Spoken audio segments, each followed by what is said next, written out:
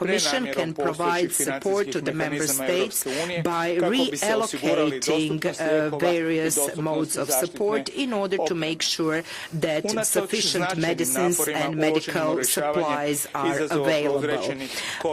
Despite all the efforts put into dealing with the challenges brought by COVID-19, there are still significant uncertainties concerning this novel type of communicable disease. The fact is that in many Member States, the vast majority of cases is caused by transmission within the country, which means that the situation has changed. The epidemiological situation has worsened, so now it is necessary to reflect on how we can prepare new measures of containment and prevention and how we can best prepare our public for the necessary reaction. In line with all of this, the Croatian presidency decided to call this meeting of today. In the introduction of the meeting, Dr. Andrea Hamann from the European Centre for Disease Prevention and Control informed us about the activities of the ECDC. The deputy head of the European Medicine Agency also reported on the impact of the COVID-19 outbreak on the supply of medicines and reconfirmed that it was necessary to make a comprehensive analysis of the situation in that field. Hans Kluge, regional director of the WHO, informed us about the key findings of the WHO and expressed their preparedness to provide further support and information.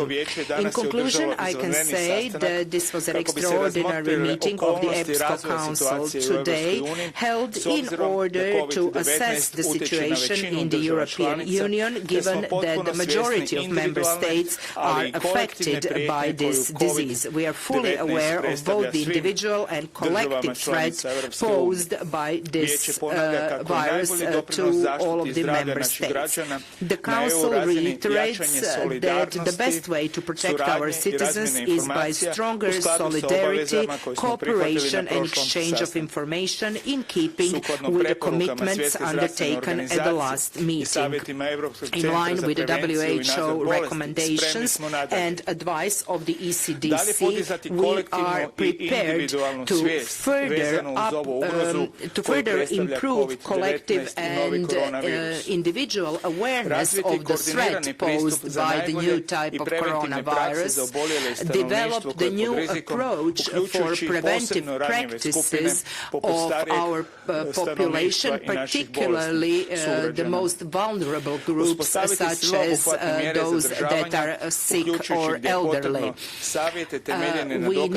We are prepared furthermore to provide advice by Member States to the population as regards travel from and to the areas at risk, whilst at the same time recognizing the right of free movement in the EU. The Member States expressed their needs as concerns medical supplies and protective equipment and have been invited to make sure that the use of such equipment is rational. We support the support provided thus far by the Commission, especially in the field of public health and civil protection. This cooperation will continue in order to provide comprehensive support to the efforts undertaken by individual Member States.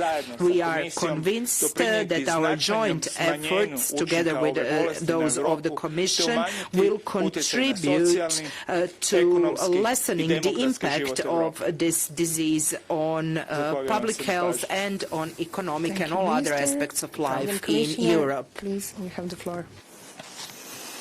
Thank you very much. Good afternoon, ladies and gentlemen.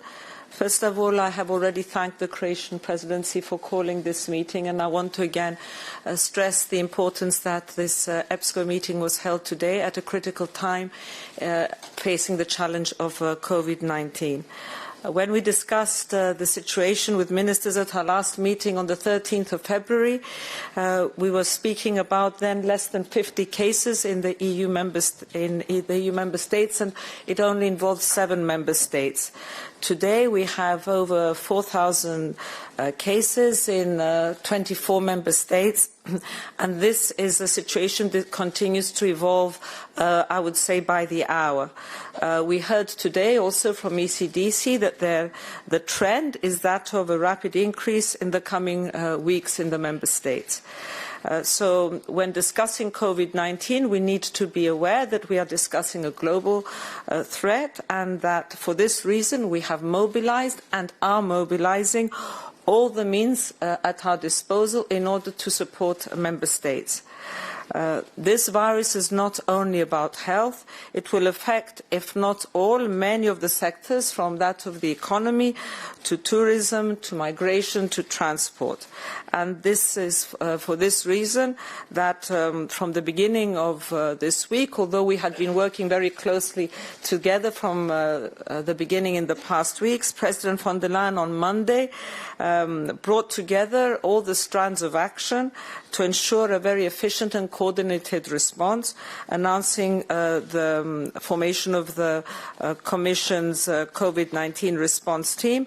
And this was seen today and mirrored at the Council with the presence of Commissioner Lenarčič and Commissioner Breton and myself. Today our discussion was mostly focused on the public health response, which is our most important response tool. The situation in the EU at this point is varied, with some member states more affected than others, and is also varied within member states. This changes rapidly, but what we all emphasize is that we cannot have a situation of one size fits all. So we need to have our the level of preparedness be appropriate according to what the guidelines are from WHO and ECDC of the situations facing the member states. We need, however, to have these preparedness plans activated. The time is now critical because we do have a very evolving situation. The spread of COVID-19 is a test of, I would say, of the resilience of our health systems.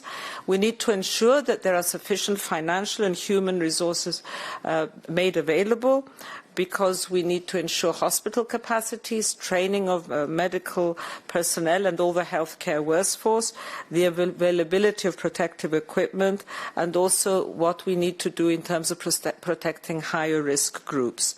This is exactly what we have been working towards over the last weeks. Commissioner Lenarčič would give you more details on that. But what is important, and it was a key message from us all from the beginning, but also from many of the ministers there, was this is a time for global solidarity, for solidarity within the EU member states, because only by really being shoulder to shoulder are we going to be able to manage this crisis as effectively as possible. I would just like to touch on 3 key areas. First, the support on the ground, and here I want to refer to that provided by the European Centre of Disease Prevention and Control, ECDC.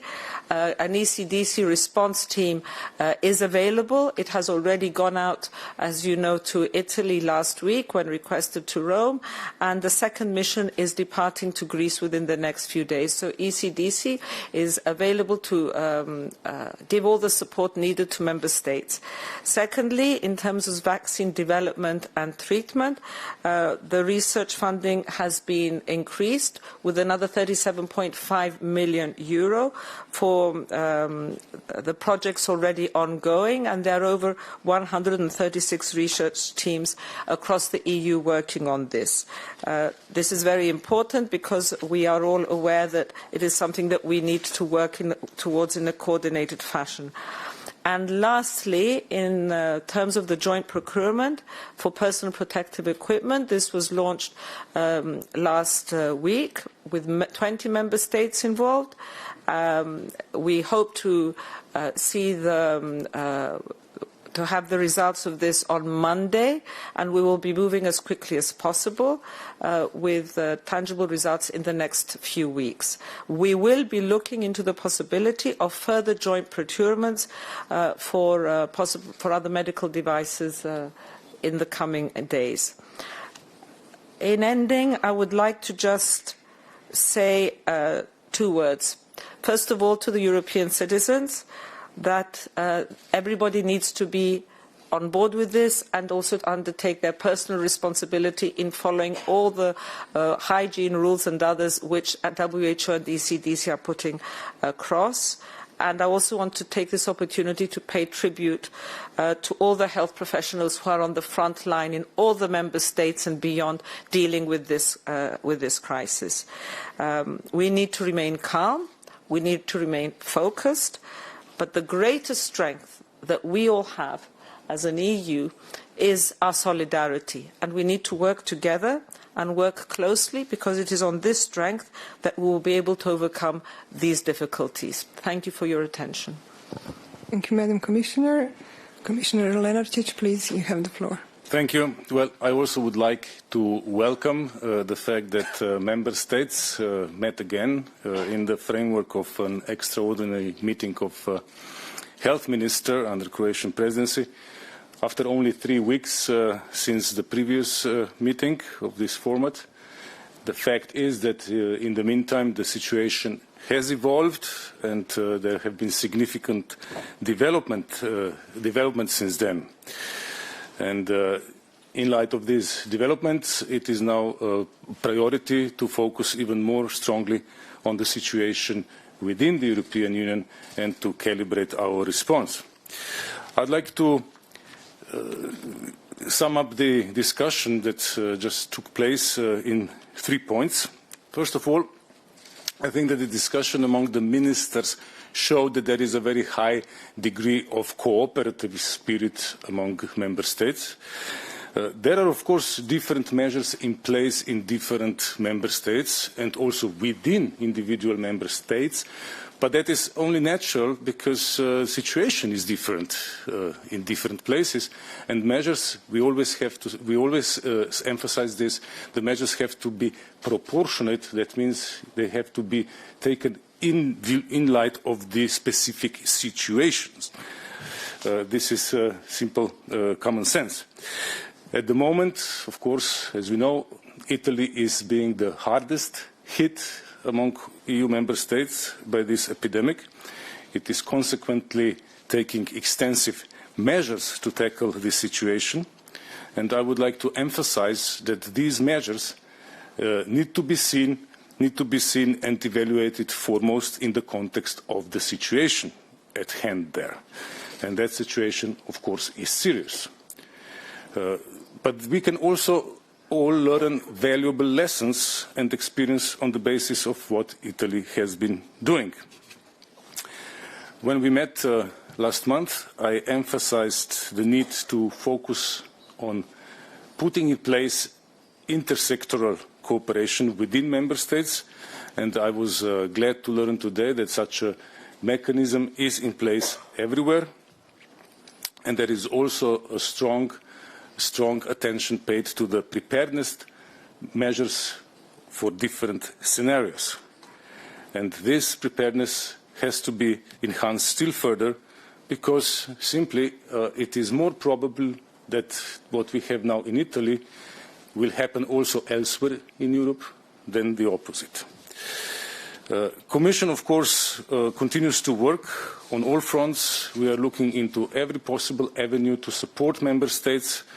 We emphasize the need for us all to work together, and we caution against isolated measures because we do believe that we can only successfully tackle these epidemics jointly. Thirdly, and to conclude, I would also like to echo what Commissioner Kyriakides has just said. The solidarity is key. We have in the European Union various mechanisms available that allow us to deal effectively with this situation, but these mechanisms only work or work best if there is solidarity among member states. And that's why I called all member states again today to display their solidarity, to make sure that nobody is left behind in this fight, which is our common fight. Thank you. Thank you, Commissioner. The floor is now open for questions. Please mention your name and the media that you're representing. Thomas. Za ministra Beroša, Tomas Miljerina, švicarska televizija. Ovdje sam ministar na vašu desnu stranu. Tu sam. Čuli smo austrijski ministar predložiti da se u budućim sastancima pozove i Švicarska. Druge zemlje su govorili o potrebu suradnje sa zemljama u bliskom okruženju. Postoji li jedna takva mogućnost, a postoji li jedan takav zahtjev od strane Švicarske? Hvala. Dakle, suradnja među svim zemljama već na znanstvenom i stručnom nivou apsolutno postoji. Hrvatsko predsjedništvo će razmotriti all of these countries at the expert level, at the scientific level, and obviously viruses know no boundaries, no borders. We need to pull together all of our forces. So I believe that we should make this step and invite those countries to participate in our meetings at the political level. I believe they can contribute to our discussions. However, we have to support, we have to respect European legislation in this respect, but as a presidency country, we believe this would be a good idea. Thank you.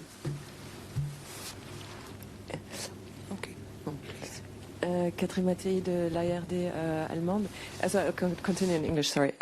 So each member state is taking its own measures. So do you think that we should have a new legal basis, a change of the legal basis that would enable the European Commission to take a set of mandatory measures so that we would be sure that each country has fulfills the list of mandatory measures and that not each member state does or takes the decisions that it takes at its own will? Each member state is taking the measures that feels are appropriate for the situation that they find themselves in.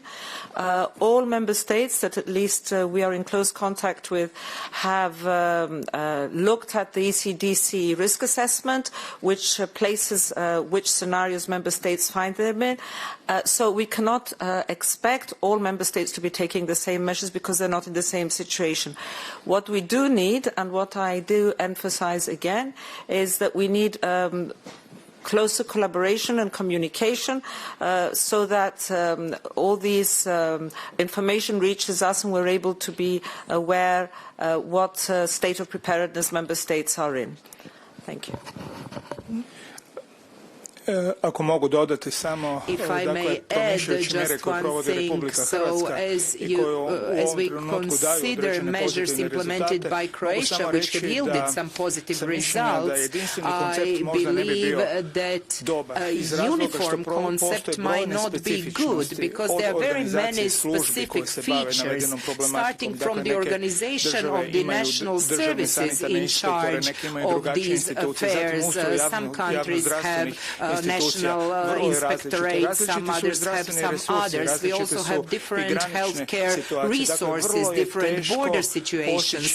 So it would be really difficult to have a unison defense project, if you wish, in this field. However, we do need to talk, to share experience, best practices, and thus come up with the best recommendations. And obviously, everybody will assess their own situation and decide on their own strategy. Oui, bonjour. Je suis là. Pascal Verdehaut de la télévision France 3. C'est une question pour la commissaire à la santé, puisque vous êtes médecin au départ.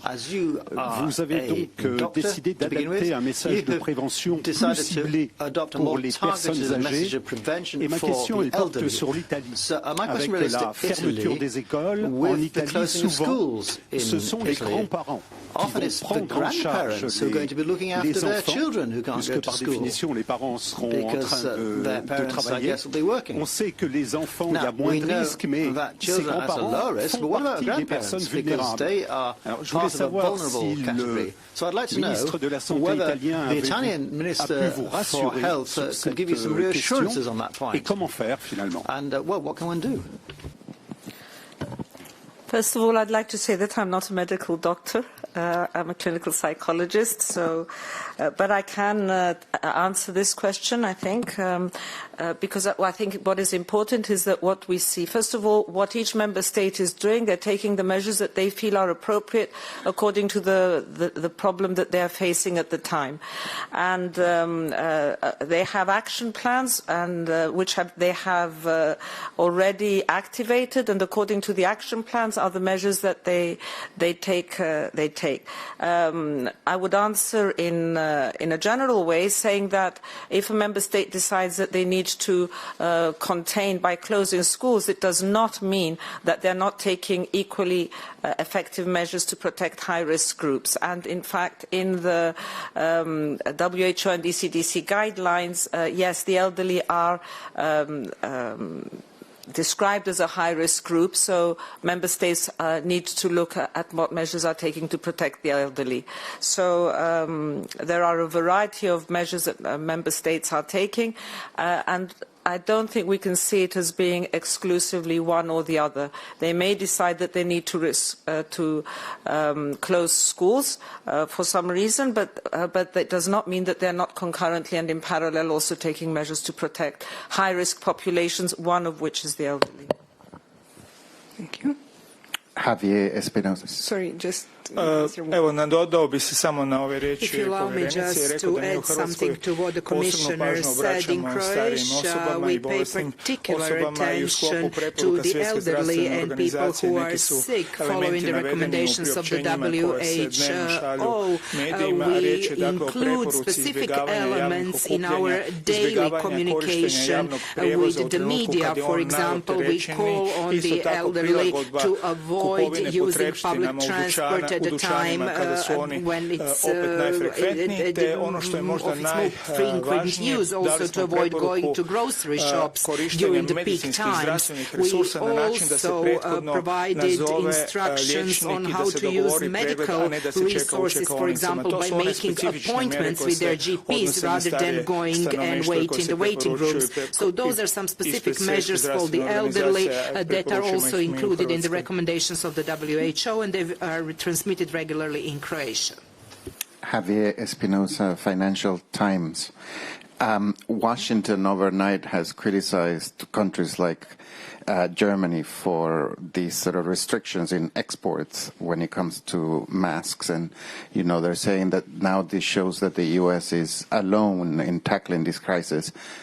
Would you please just give us your reaction to that? And secondly, I know that you said that we're not in the business of changing the law and that each country is reacting according to how bad the situation is in each of the countries. But what incentives will you create so that countries cooperate more? It's easy to just say that you want them to do more, but what exactly are you going to do? On the first question, restrictions are possible under the treaty. They can be introduced temporarily under certain conditions, for instance, to ensure the protection of health and life. However, the Commission believes that such measures should be taken only in such a way that they would ensure that there would be material like personal protective equipment available to all citizens across the European Union on equal footing. We would not favor measures that would favor one member state at the expense of others. That would undermine our collective approach to this crisis, and that would not be desirable in this respect. I can say that we have listened very carefully to some of the countries that have introduced some of those measures, and it is not a black and white picture.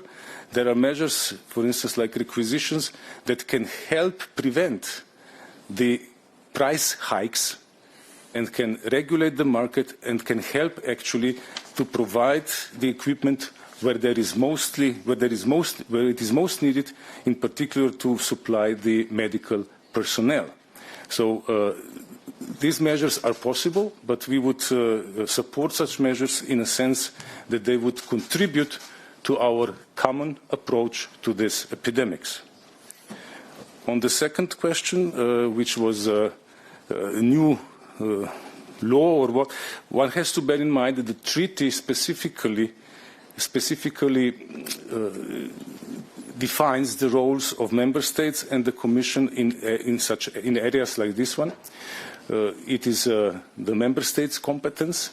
The Commission and the Union plays a supportive role, but of course the Commission will not hesitate to issue recommendations when it believes that it would be useful and necessary to do. Thank you. Thank you. If I may just add there, thank you. First of all, Commissioner Lenarčič analysed where we stand, but I wanted to just also share with you the presidency conclusions from today, where there's a very clear reference in them that the member states identify the need for European monitoring of the availability and needs of medical equipment and medicines, with the aim to secure production, stocking, availability and rational use of protective equipment in the EU. So that's a very strong message of solidarity. And the second a question that you raised was on law. No, it was not on the law. It was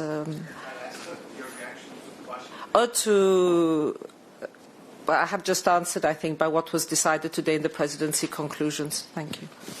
Thank you. We'll take two more questions. Hans Michalopoulos for Mega TV Greece. I'd like to ask a question to Commissioner Kyriakidis. How exactly will the new developments basically affect migration, as you mentioned before? I assume it's linked to the ECDC visit to Greece as well? Sorry, how was? I'm sorry, could you repeat? No, how migration will be affected, as you mentioned before, by the new developments on coronavirus? The ECDC visit to Greece is not linked to migration. The ECDC visit to Greece was following a request by the Greek Minister of Health because of the increase that they have had there in the last few days. And as with other member states, ECDC has a response team, usually about 2 experts, who are able to go and see if the measures taken in any member state, both at points of entry and in other areas, are those that should be taken. So it was in that sense requested. Okay, thank you. Ivo Caizzi, Corriere della Sera. In the wording of the conclusion, you urge solidarity and cooperation among the member states, but concretely, you don't do anything for the countries that don't export masks and other preventive medical equipment. So I would like to know how you do explain this to the citizen that can see a difference between the wording and the reality. And a very quick question to the presidency, if it's possible. We heard that the diplomatic representative of Croatia in the Coreper is in quarantine, and after that the meeting has been cancelled. Can you update about the specific situation? Yeah. Mogu vam reći, naravno, moramo biti, kao što smo i napomenuli, transparentni uvijek u izvještavanju, međutim, medicina i pitanje zdravlja nije pitanje matematike, dakle, nepredvidive okolnosti uvijek su moguće, tako se i ovaj puta desila, dakle, naša poslanica je bila u kontaktu sa određenim čovjekom koji je sumnjiv na prisutnost koronavirusa, to je informacija koju smo dobili jutros tijekom zasjedanja vijeća. Coronavirus. So this is an information that we received this morning during the meeting of our council. So this just corroborates the need to cooperate closely and share all the information. This is a novel virus, this is a new disease, and we should always emphasize the caution that is necessary. So our permanent representative undertook all the necessary epidemiological measures, and I'm sure that the same will be done with the persons she was in contact with, and that the situation will remain under control. We witness the spreading of the virus day after day, and this is why we are here today. Concerning the personal protective equipment like protective facial masks and similar, there is a very specific situation in Europe. The stocks have not been high for the past couple of weeks or months to begin with. And now that the risk is higher in Europe, it is of course a natural reaction by individual member states to think first of their needs. We are tackling this situation in three ways. First, we are calling on solidarity in the sense that such equipment is transferred to places where it is most needed. Second, we are urging rational use of such equipment, as Commissioner Kyriakides already mentioned. This is also in the conclusions of this Council today. And third, we have launched a joint procurement procedure. 20 member states take part in it. This procedure is underway. We expect early next week to receive first offers, and we'll take it from there. The Commission is working very hard in order to ensure sufficient supply of this material in Europe. Thank you, and this concludes our press conference. Thank you.